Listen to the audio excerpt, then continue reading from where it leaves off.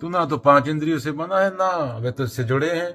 तू ही वह परम सत्य है, तो फिर तू क्यों शोक करता है, क्यों पीड़ित होता है? यह श्लोक नहीं झटका है।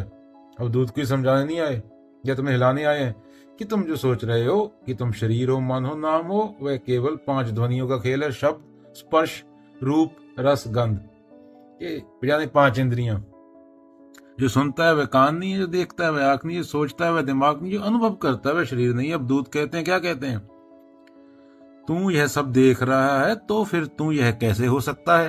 क्या तू यह सब देख रहा है तो फिर तू यह कैसे हो सकता है? फिर बोला जा रहा है तू सबका अंत है।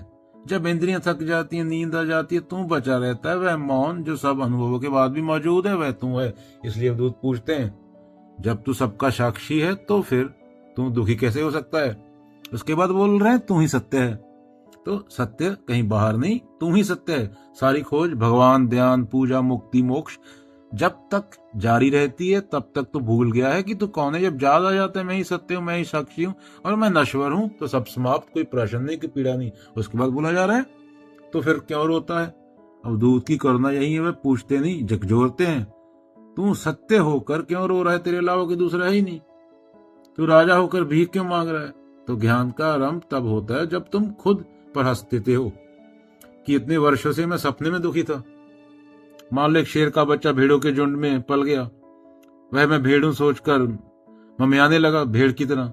एक दिन एक बुढ़ा शेर आया और उसे तालाब के किनारे ले गया और उसको खुद का चेहरा दिखाया, देख देख तू कौन है। बच्चा शेर कांप गया, अरे मैं तो शेर हूं।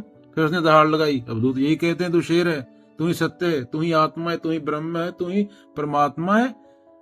फिर मैं दुखी हूं क्यों कह रहा है?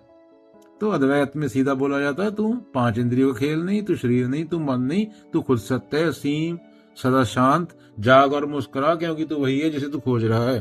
तो खोज खत्म हो गई।